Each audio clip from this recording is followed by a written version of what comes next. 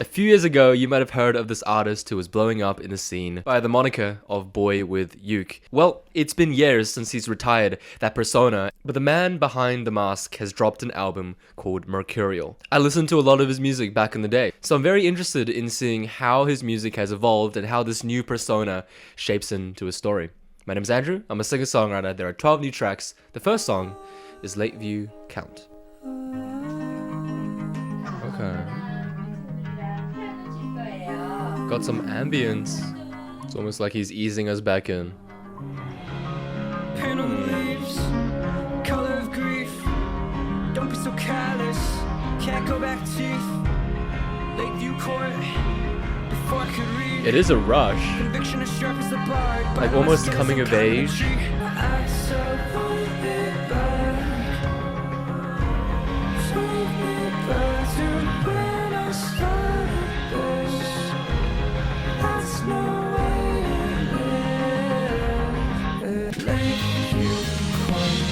Wow, the syncopation, okay.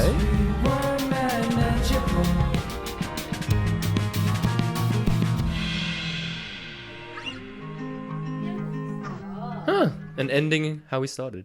I wonder if what they're saying in the background is legible, but I don't speak Korean, so I have no idea. Anyway, it is a crazy intro for the album.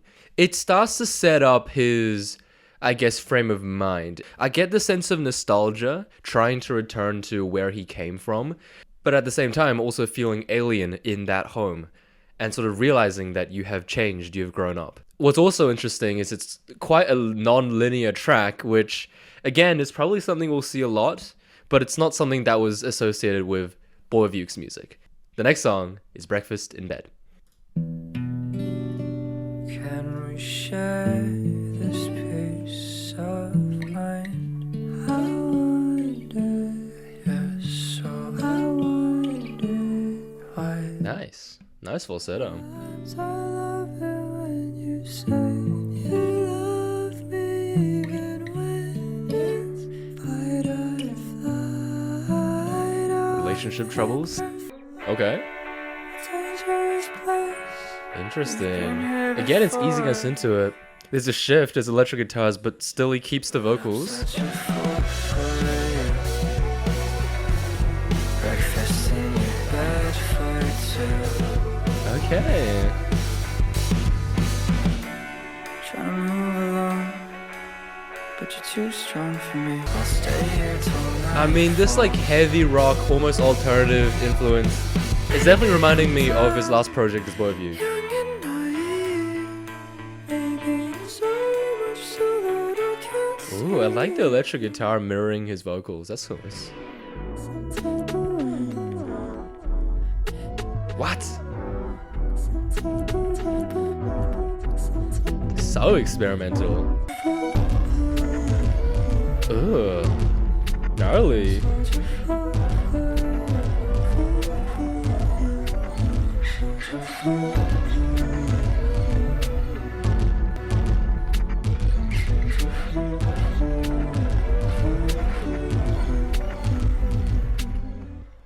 I love it when you say you love me, even when it's fight or flight. I think we're falling into a dangerous place. We've been there before.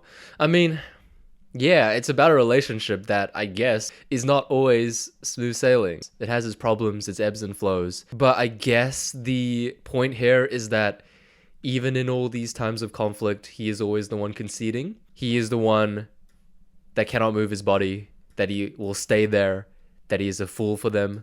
So there's something about this relationship dynamic that keeps him in it, despite knowing that it's bad for him and bad for her.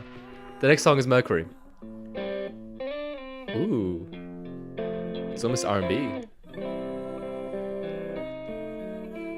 Say you love me before you fall asleep. 'Cause words don't hurt, but when it's quiet it cuts deeper. Whoa, what? That was cool. Swimming in mercury. My mother told me don't go Whoa. looking for love. Okay. Dictionary. If what you want is someone who isn't ready to leave what they would have wanted to see. Yep. Half the things I said, you know I don't mean. A little rap I know you verse. think I'm thinking of the things that you think. he's barely speaking to I mean, this style works really well with the way he's been delivering his vocals. He's very laid back, chill. And it's hard not to think that the ending isn't what they would have wanted to say. Back at home, inside for promise, I'm listening. Even after everything. Dude, that's really good, no? I really like that. It's a sweet sounding song, but disguises a pretty existential message. You say you love me before you fall asleep, because words don't hurt, but when it's quiet, it cuts deeper than you think. I mean, look, this is seemingly a continuation of the previous song, where there are relationship problems. There is something wrong in this relationship, and because of that, he is now spiraling and thinking about life in general. Don't go looking for love in a dictionary if that's what you want is someone who isn't ready to leave. Life isn't a fairy tale. Life isn't something that you read in a book. It's nuanced, it's different, and he's scared of that. And it seems like because he's scared, that's the reason he's staying in this relationship. Back at home, answer your phone, your voicemail, it worries me, I'm not ready to leave you alone. So it seems like there is some attachment issues here surrounding the fear of the unknown, which is pretty relatable. The next song is While I'm Gone. Could you find a way to love me while I'm gone? I'll give you back the time I owe you, double what you would have got. I'll make us breakfast if you want. Breakfast again, that motif. Interesting. I'll talk about it later. It's cold out here, the temperature's at 72. What's that in Celsius? I have no idea. Even in the West Coast sun, nobody warms me up like you do. I said just promise me you won't be moving on. Ooh. Okay, slowing down the music half time.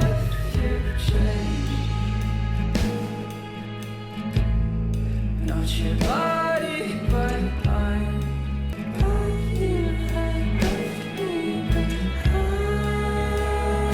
I mean, this is his fear, right? Oh, it's interesting. There is so much to dissect this. Ooh. Wow, okay, belting the chorus now. And it's a completely different vibe now that it's been slowed down. It's way more like yearning.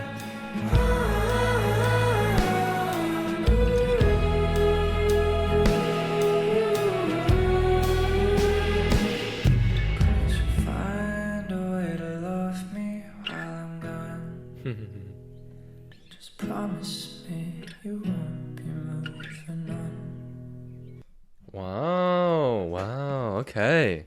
He is essentially begging this person to stay when he is gone. So I'm guessing there's some sort of long distance dynamic here. Maybe he's off somewhere doing musician things and he's left someone behind. And he's just saying, stay here. It's a very chill song until we get to the bridge where he sort of spirals out and he kind of thinks, okay, but given all this distance and time that I spent away from him, what if you change your mind? And he slows the music to sort of emphasize that fear, that anxiety, which is really cool. And that breakfast motif. I want to propose that it kind of is the simple life, right? The simple life of making breakfast, going through the motions, having an idyllic relationship dynamic. That's what he wants, that's what he desires. But B, I think the act of making breakfast implies that you stay together for the rest of the day, right? And it kind of just continues on that desire to keep that relationship going. The next song is Avalon. Happened about 12 years back when I lived in an old complex. Giovanna's cousin could only stay for the summer for context. I was watching Real Steel back when cable television movies were up next. No movement about the air and the fall, the East Coast breeze. Nice. Really crispy drums. Can't afford to compare both things like leaves in the trees with a glass in my camera.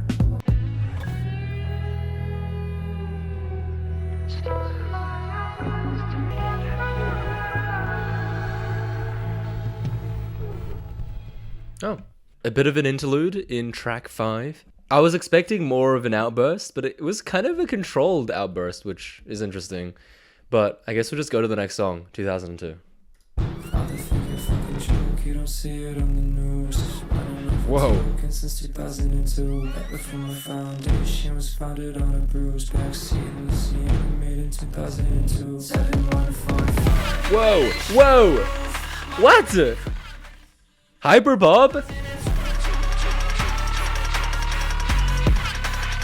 Not the siren.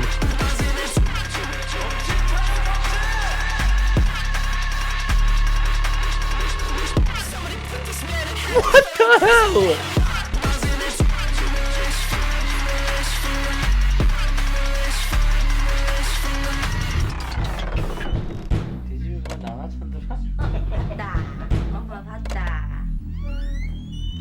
Oh, interesting. Blending in the sound of the door closing, I think is kind of implying the fact that his dad walked out on him, right? He has beef with his dad, which we'll talk about later. 7145, you and legs from the roof. Mama made me cry, breaking skin, cracking tooth. Now it's funny that you think we're the same, that you can do what I can do. You decide, tell me how to help you, side by side.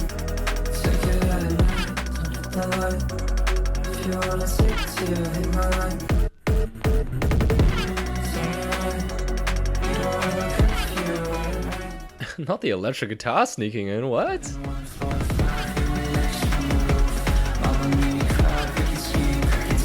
Jersey beat now. Okay, I see.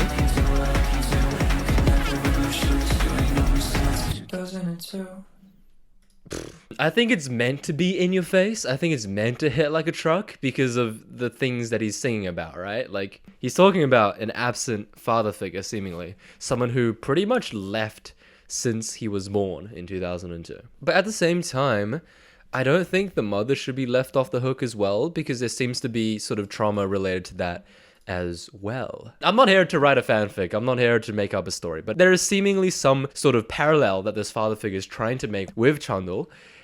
I think it's funny that you think we're the same, that you can do what I do, you can never wear my shoes. There's a dynamic of maybe they both experienced similar levels of abuse and the dad is trying to reconnect with him now that he has become famous and he's just saying, fuck off. But as always, I'm definitely gonna get things wrong, so if you know things about the songs that I don't, feel free to comment below. Anyway, the next song is Guilt Trip.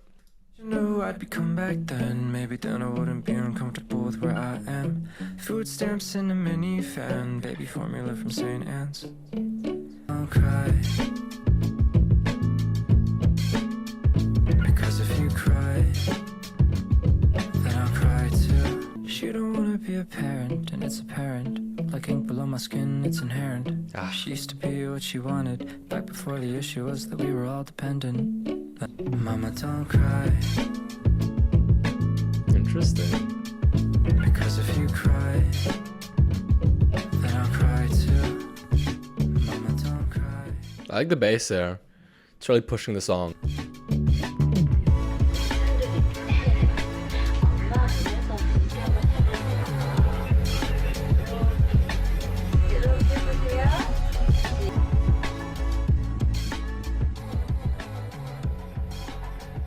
And a fade out. Okay. It just seems to be a love-hate relationship with the mother. He sort of realizes that his mother is a person who, I guess, wasn't ready to have children and ready to be sort of the caregiver. Looking back, there is some sort of conflict there. She probably did do bad things to him, but he's also guilty because she's a person. You get what I mean? It's a coping mechanism of sorts. It's not very healthy, but it seemingly has informed how he experiences life in relationships outside of family dynamics. The next song is Reckless. It's almost like an 80s, 90s feel. Stay for the night. Act like you tried to be someone different. Keeping insistence. We're not different at all. Falling in place. Back to a wall. Sun on your face. Why you so distant? Stay for the night. Interesting. Again, some sort of relationship conflict. Keeping insistence. Then again. But something is different. Quiet today. Nothing to say to me. Ground if I stay. Ooh, okay. Like you tried to be something different. Keeping insistence. Okay, okay, some drum fills coming in. And an instrumental to round off the track. Okay.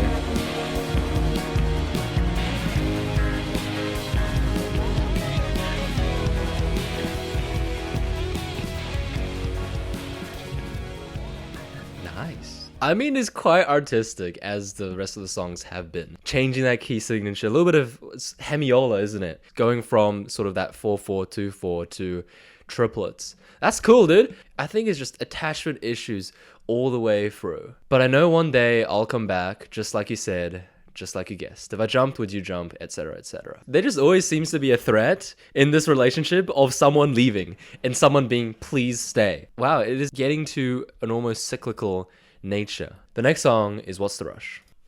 Baby, take your time, what's the rush? Turning me back so fucking fast. LEDs and light bulbs dropping like my FICO. Yeah, I like the drums. They're matching the sort of rhythm of his voice. Makes it very satisfying.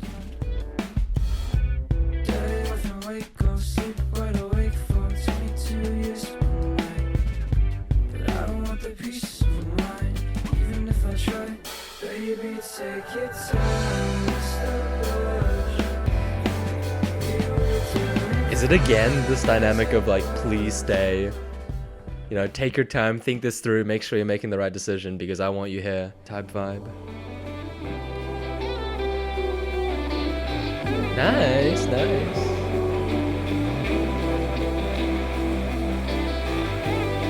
It's building up. Okay.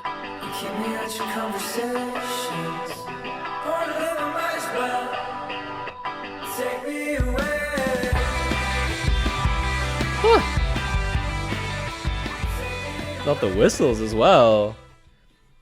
I feel like he's intentionally made this part sound more nostalgic to his old era of music, to sort of match what he's singing about. I don't know. Maybe I'm speaking out of my ass.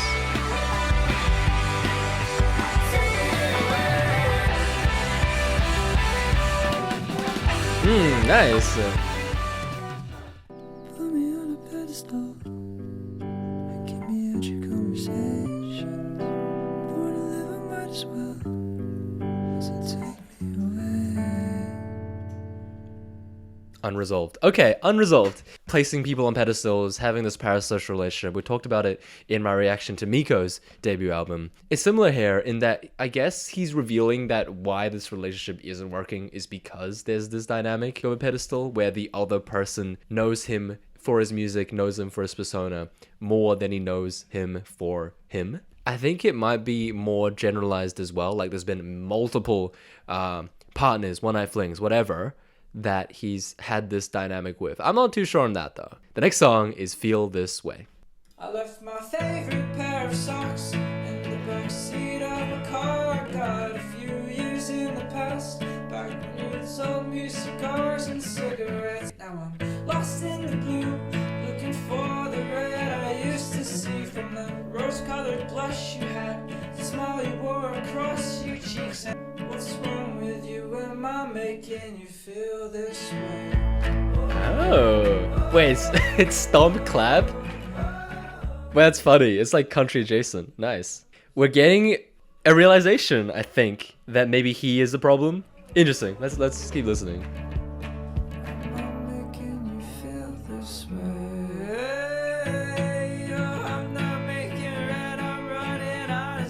Ooh.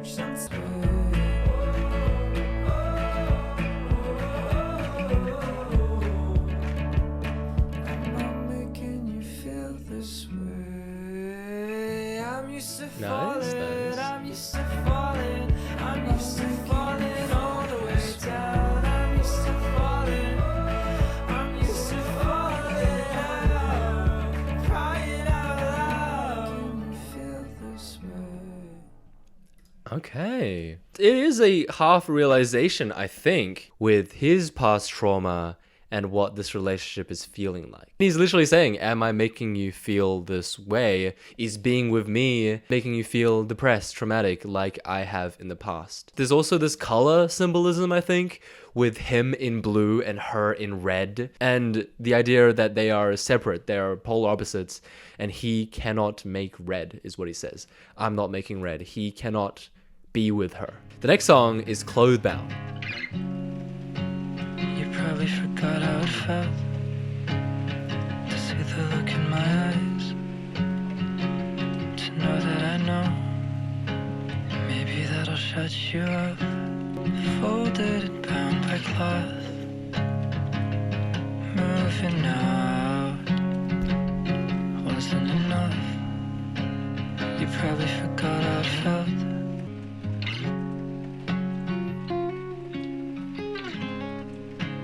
We heard rain in the back, aren't we?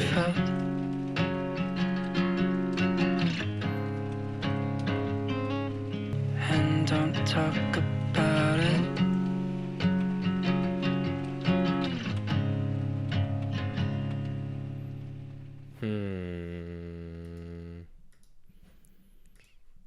I mean, it seems like a continuation of, what was that song again? While I'm Gone, where in that song he was afraid that distance and time would make her forget about him, and in this song that distance and that time has passed, and he's, you know, reaching back out and saying, you probably forgot how it felt to see the look in my eyes. But either way, it's an interesting song where throughout the entire album he's essentially been afraid of letting go, and in this one he's almost distancing himself, and it is a very depressing song because of that. I think the static or the rain, the ambiance basically, it is giving, you know, live acoustic cover, just singing his heart out. The last song of the album is called Doubt. Educated, played it, but I hate it. Got some Ooh, blind mark, okay, I'll some find format out. shifting. I wonder if you made it. All my problems are from problematic people. Fuck about my fucking ego, I just bought a house. Nice, good job. So I'm perfect, Nice. so broken, made of sand.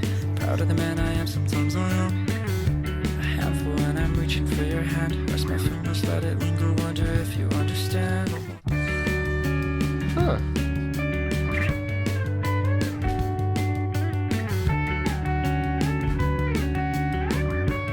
The story ain't even you.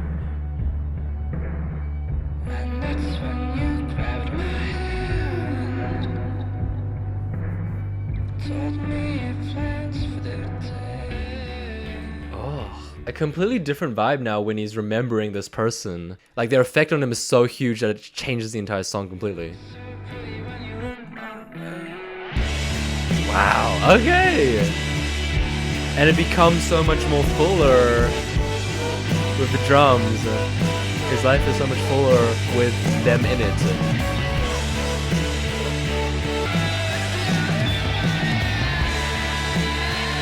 Wow, okay, wow.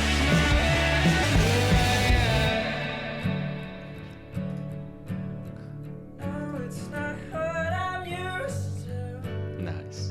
I think ending the album stripped back, it's like recorded through a phone. Nice. Yeah.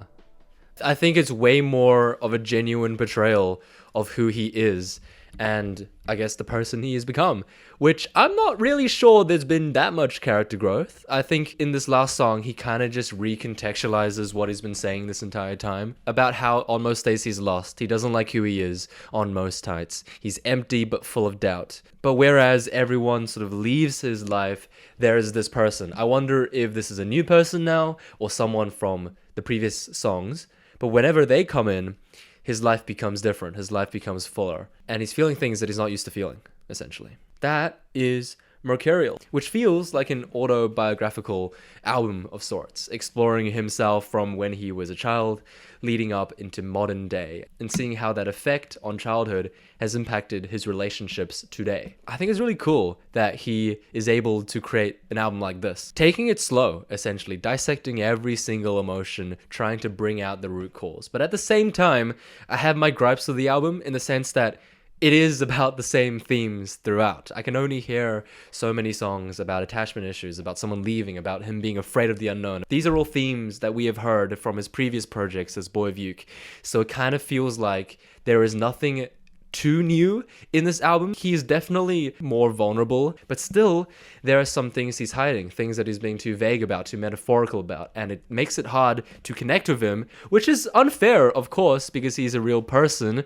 Like, I'm not expecting this to be a freaking hero's journey where he goes on a self-improvement arc, no, but it just feels a little underwhelming thematics wise. Production wise, it's a night and day difference, leaning into every genre imaginable pretty much, which fits incredibly well. And I think that's probably where I'll leave this. I think it's a great album production wise, it's a great album conceptually, but it's not a very strong album thematic wise and story wise. Let me know what you thought. Let me know what your top 3 favorite songs of the album are. I also like Breakfast in Bed, and I also like 2002. I'll see you guys later.